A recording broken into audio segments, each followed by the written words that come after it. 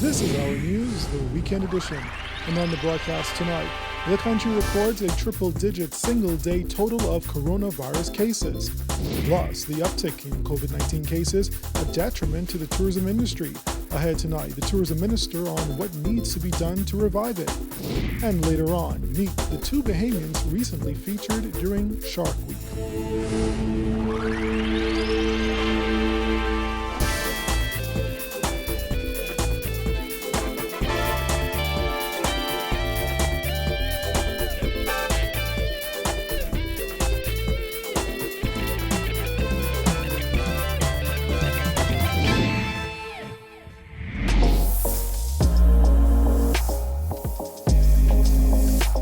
Our news is brought to you by Alive. Good evening, everyone. I'm Andrew Knowles, and thanks so much for joining us. Topping news tonight, Progressive Liberal Party leader Philip Davis is in hospital tonight after confirming that he has tested positive for COVID-19. The opposition leader made the announcement in a voice note released by the PLP late this evening. Davis issued a statement yesterday revealing that he and PLP Senator Dr. Michael Darville were at the hospital being examined out of an abundance of caution. This last 6 weeks, more than 1,000 Bahamians have learned they have tested positive for the COVID virus. This morning, I learned the same thing. I'm in hospital, receiving excellent care. My family and I thank you for the many prayers and well wishes we have received. We all owe an enormous debt of gratitude to the nurses, doctors, and the healthcare workers who are working day and night. Please include them in your prayers also. There was no word on the status of PLP Senator Dr. Michael Darville. Davis now becomes the first member of Parliament to have tested positive for the virus. Now, this news comes as the country records yet another grim milestone, exceeding more than 100 COVID-19 cases in a single day. The Ministry of Health confirming 133 additional cases yesterday, bringing the country's total to 1,252 cases. New Providence accounting for the lion's share of that record-breaking amount with 102 cases. Meanwhile, Andros has its first confirmed case of COVID-19. Of the remaining cases, 13 are on Abaco, 10 in Grand Bahama, 2 in the Berry Islands, and 1 on Inagua. The ministry says 4 of the confirmed cases are pending. The sharp increase in cases comes as no surprise due to a backlog of tests. What we are currently reporting to you through our lab outputs are likely results from about 14 days ago. Well, not really 14 days ago, but certainly we are delayed about 6 days, 4 to 5 days. So we will continue to see that kind of a spiking in our cases, but it will not be a true reflection of the as is now. As we enhance our capacity for testing and we have a higher throughput, we will be in a better position to characterize what is actually happening now. Health officials reported some 800 samples pending processing.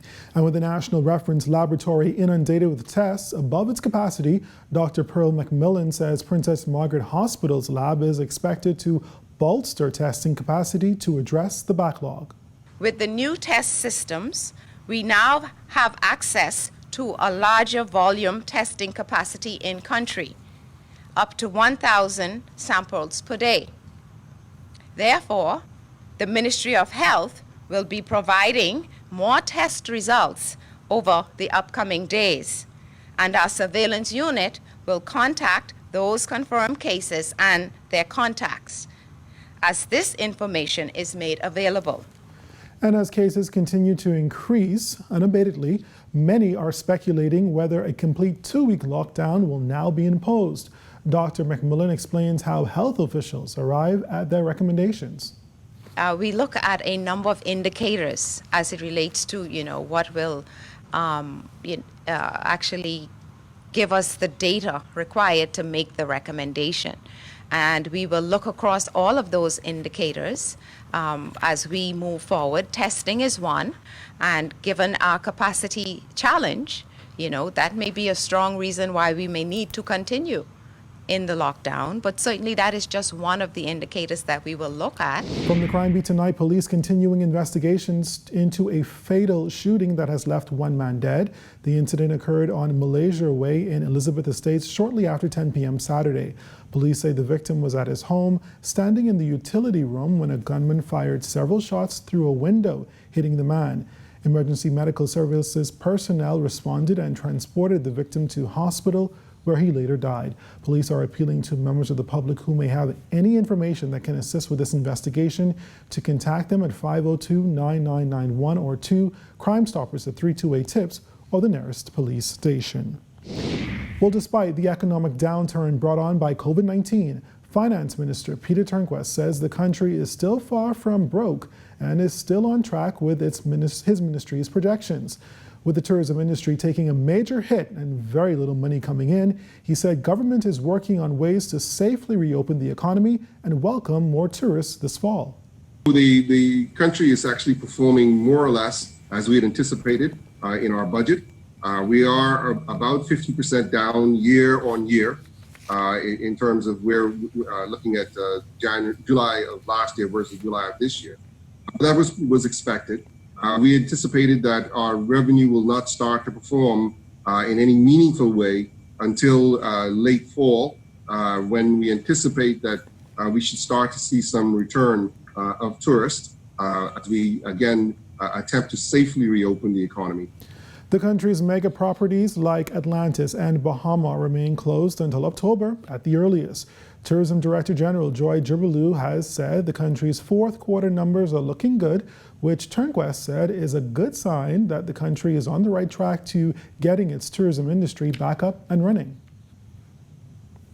And so that is in line with our overall projections, and hopefully we will be able to reopen at least the tourism sector in a safe, responsible way, which would put us right where we anticipated that we would be. So from that perspective, we are more or less satisfied that we're doing as expected.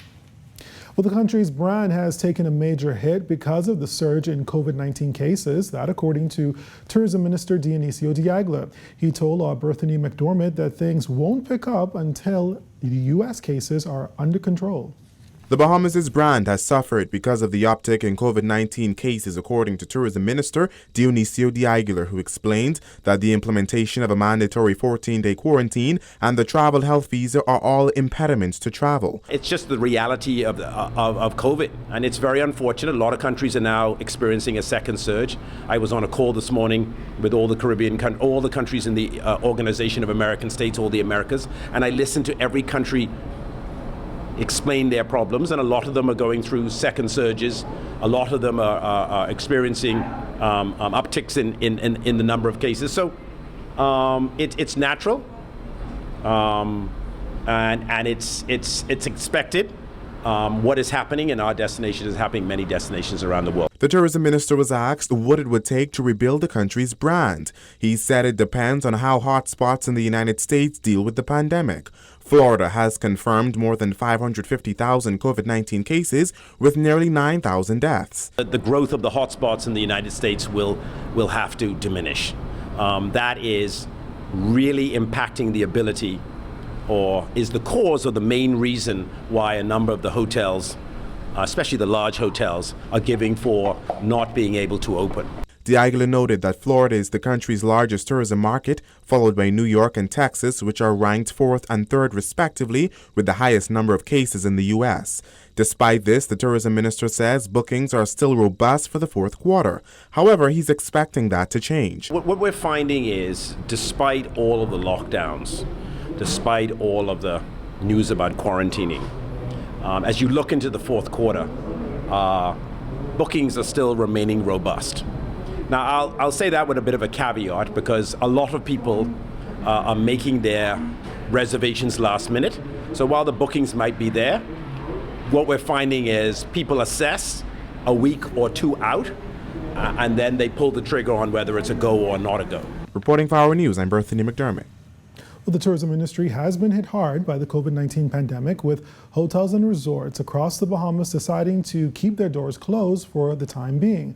As a result, thousands of people in the tourism sector have been out of work and without a steady income. Our Jasmine Brown spoke to some of them about their struggles and filed this report. The people hiding in this country. That was the sentiment of the tourism industry workers we spoke to, many of whom say they have been out of work for much of the state of emergency. Selena Chipman, who worked in the hotel industry, says the last few months have been rough. She has had to rely on unemployment benefits and her family after losing her job in March. And this is horrible. And you've been out of work since March? Since March. So how have you been surviving? Because you said you came to NIB a couple of times and they don't have anything Well, for I you. thank God for His grace and mercy on my kids. Chipman is not alone in her struggles. Since the beginning of the COVID-19 pandemic and the state of emergency that was initiated in March, the government has implemented a series of restricted measures, including curfews, lockdowns, and the temporary closure of the country's borders. Early on in the pandemic, major resorts closed due to dwindling tourist bookings amid global travel warnings, which have crippled tourism industries around the world. Those resorts alone, Atlantis, Bahamas, MCMILLAN, Sandals, and Resorts World Bimini, account for nearly 15,000 jobs in the Bahamas. The closure of hotels has had a trickle-down effect on jobs directly tied to the tourism industry, something former tour company worker Patrick Sweeting understands firsthand. He says while things have been tough, he has been determined to survive. Gotta struggle. Gotta make it happen. Reporting for our News, I'm Jasmine Brown. Acting Director of Labor John Pinder says Bahamians need to think outside the box to earning a living during the economic crisis. Pinder says that will mean having extra skills and performing above and beyond on the job. Until such time as the economy reopens, we need to start to retool ourselves, and look at some other skills. And those of us who need to sharpen our skills, we got to sharpen those skills. We got to look at the importance of having a job now, and we may have to realize that there ain't no clear job description any longer. You may have to find out multitasking just to keep yourself employed. Pinder added that Bahamians should learn to adjust as quickly as possible, as the job market isn't likely to rebound anytime soon. No time soon, until we're sure that there's some cure there, or until the health officials give us the okay, it's business as normal. Business goes back to normal, but we know there could be a new normal. If I had the buts about that. When our news, the weekend edition, comes back from the break, two Bahamians receive quite a bit of international exposure after being featured on the Discovery Channel's Shark Week. Plus, a local therapist advises just how to deal with pandemic fatigue. Those stories and more coming up.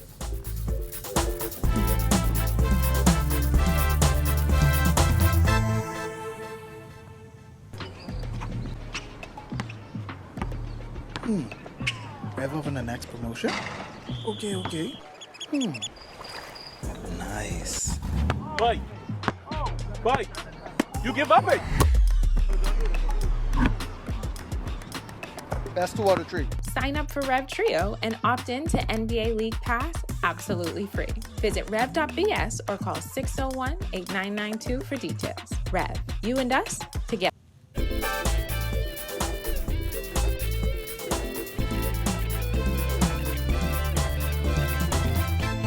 Next tonight, two young Bahamians got the opportunity of a lifetime last week when they were featured during Discovery Channel's Shark Week. Both Andre Musgrove and Alana Velicott got to share the wonders of Bahamian waters and the intrigue that comes with swimming with sharks. Our Kyle Joaquin reports. When the sharks hear the sling go off or the spear hit a fish, they feel the vibrations in the water. It attracts the sharks around. You go right hand first? Yeah. Yeah, me too. At 23 years of age, Andre Musgrove has become a world-renowned photographer, capturing breathtaking images and making friends with some unsuspecting creatures, sharks. And this past week, during Discovery Channel's Shark Week, he was featured on Adam Devine's Secret Shark Lair, where they went around New Providence looking for tiger shark hotspots. We went to a blue hole, we went to the shipwreck, we went to a reef. I was able to do some spearfishing to attract some sharks around. Able to do shark tagging, shark sonograms, they call it mammograms. You get the joke in the show. I have this awesome underwater ultrasound that you can use to scan sharks underwater. Austin has designed a handheld ultrasound scanner that can be used underwater to perform ultrasounds on the sharks. For someone like Andre, who's been around sharks for years, the challenge was a no-brainer.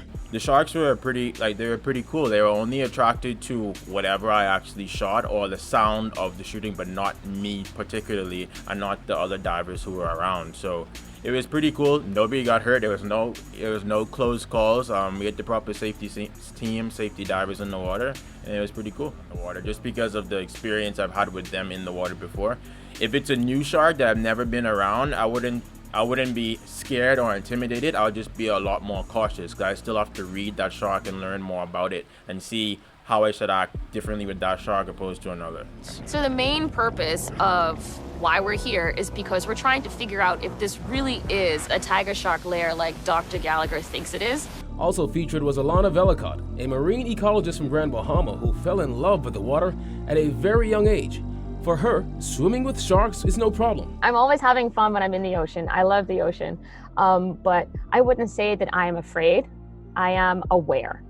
And I remain wary, or I keep my wits about me. If there is a shark in the area, eye contact is one way that tells the shark, I see you.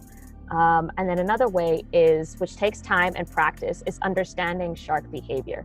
And once I see a shark, he most likely is not interested in me, not coming for me, because if he really wanted me, he wouldn't be seeing me. Making waves of her own, Alana will be a part of a documentary centered around the slave trade called Enslaved, which features Samuel L. Jackson.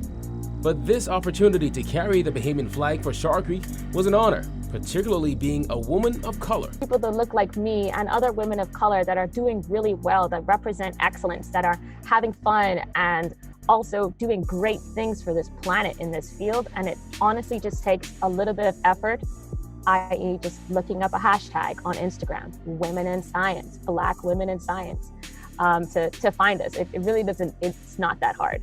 As for Andre, there are some big but simple goals ahead. Hopefully some more diving, some more network opportunities. We have to see how the whole COVID situation goes, waiting for the borders to be fully back open. But in the meantime, I'm still, when I can, still being able to go out and shoot stock footage, shooting photos for prints, doing a lot of spear fishing to get fish for home, all that kind of stuff. For Our News Weekend, I'm Kyle Joaquin. All right, thanks a lot, Kyle. Owner of the Bush Cook, Corey Small, is pleading on behalf of restaurant owners to be allowed to operate during the lockdown. Small said with persons still allowed to run errands and essential workers still having to report to work daily, restaurants are still a necessity. We could be able to just curbside, pick up, we could do deliveries, some sort, but that's a shutdown and you're passing the road, the person is still on the road, so it's like, what's the sense of it? Small said while he understands why some restrictions are necessary, with grocery suppliers still open and proper social distancing protocols already in place, restaurants can operate safely. The food store is open and I get my supplies from the food store. Curbside is one of the markets that we took a great look into. Delivery companies pick up, we have tried those avenues and they work well. The reality is that we're just trying to be very accommodating to the government. Whatever they ask us to do, we try our best to do. We've spent tons and tons of cash on buying hand sanitizers, getting the place fit for social distancing, buying our staff masks, keeping our staff updated, printing memos, going on the website to find out exactly what it's what. So we're spending money on top of the everyday money. And still ahead for us tonight, a local therapist explains just how to deal with pandemic fatigue. And later, we'll take a look at the most memorable quotes of the week. So stay tuned.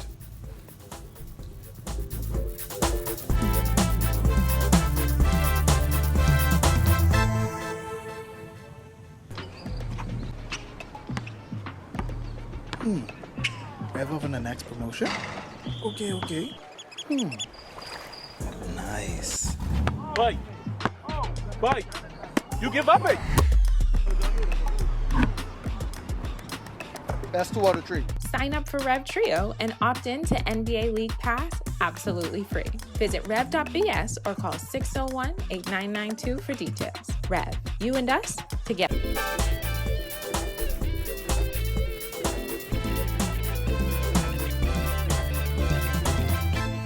Welcome back to our news, the weekend edition.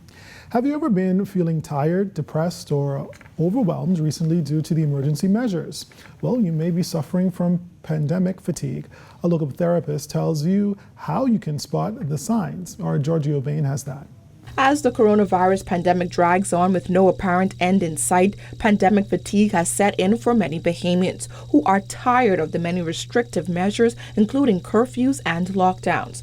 Behavioral psychologist Harrison Thompson said pandemic fatigue is not a specific diagnosis just yet, but refers to persons experiencing prolonged stressful situations brought on by the pandemic. But unfortunately for 2020, so many of us have had to cancel birthdays. We've had to cancel anniversaries and graduations, and things that we would normally do that we wouldn't think twice about doing are things that are no longer permitted. Over time, it takes a toll. People are wondering why they are sleeping so much more. Other people are reporting why they can't even go to sleep. Some people are putting on a lot of weight. Some people are losing a lot of weight. It's affecting all of us, right?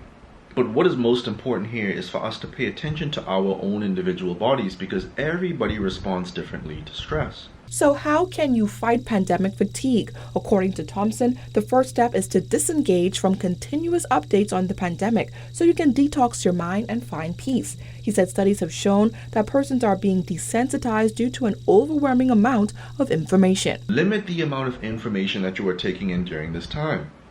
No one ever tells you to stop taking in information, and that could be a problem because sometimes we have information overload. Every time there's a new case or every time someone sends a message on WhatsApp, we are quick to respond with our emotions. And sometimes over time that becomes exhausting to the point where we even feel desensitized. People have reported now that they don't seem to be taking the same protocols seriously like they used to in the beginning. Another piece of advice from Thompson is to not deny your feelings and to accept your emotions for what they are. Choose happiness, right? Sometimes you have to literally work a little bit harder to find something happy that's going to get you focused, that's going to get you motivated to do what it is you need to do to get through that day. I often advise clients in my office to shrink their world. Sometimes we're thinking too much about abstract things that have not yet manifested. We can still be impacted by that very big goal. Instead, make your goals smaller. Try to get to the end of the day. Reporting for our News Weekend edition, I'm Giorgio Bain. Up next, the countdown to our quotes of the week, so stay with us.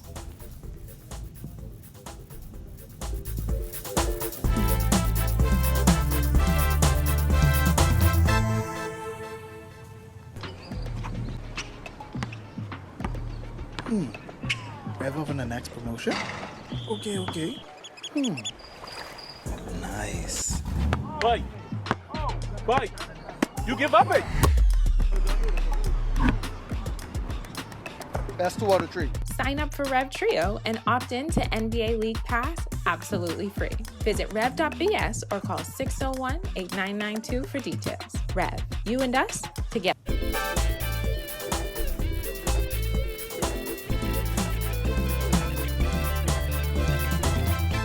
Finally tonight, we take a look back at the most memorable moments of the week in news. There was this revelation by National Insurance Minister Brenzel Rowe that if thousands of people remain out of work, NIB can only afford to continue paying out unemployment benefits until mid-September. We have until September. Until September to continue funding unemployment insurance? Yes, and 200 million would have been spent or burned in that exercise. Yes. And that is the thousands of individuals don't get work or don't return to work. There will be issues. Yes, there will be issues. NIB is in a good space. They have funding, but this could not be sustained. You're talking about spending over $100 million in 4 months. As cases continue to spike, Chief Medical Officer Dr. Pearl McMillan revealed that officials aren't ruling out a complete 2-week lockdown. I'm hoping we do not have to recommend that kind of a lockdown. But if the lockdown with the, little wiggle room to allow, or with the balance to allow for persons to move about is not working, and we are, just continue to see increasing numbers of cases, continue to see, that persons are, the hospital is being challenged, and all of the other indicators that we are monitoring are not actually looking toward that, a resolution of our COVID-19 situation in country, I would not say that recommendation would not come forward. Then there's Tourism Minister Dionisio Diagler, who dismissed rumors that the Prime Minister will place the country on a complete 2-week lockdown, forcing essential businesses, including grocery stores and pharmacies, to shut down as well. His comments take the number 2 spot. I'm here to say that is total and complete and utter fake news. The government of the Bahamas is not shutting down the country for 2 weeks. People have to eat, people have to go to pharmacies, people have to move around.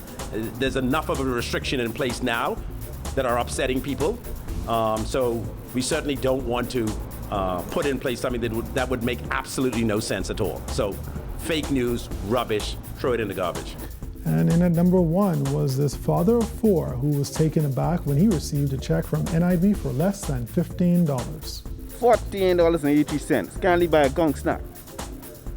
I don't know what's going on there. I stand in line for 4 hours for this. Man, I can tear this up. Well, that does it for our Quote of the Weekend. Other stories making news this evening. Our weather forecast is up next.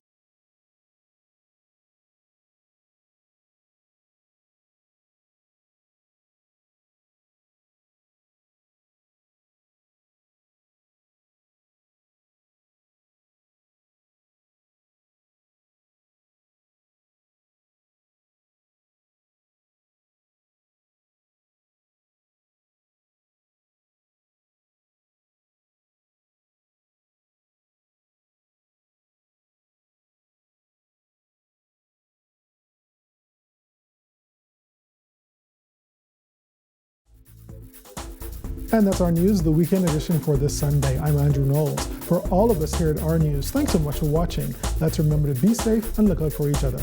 Have a great evening.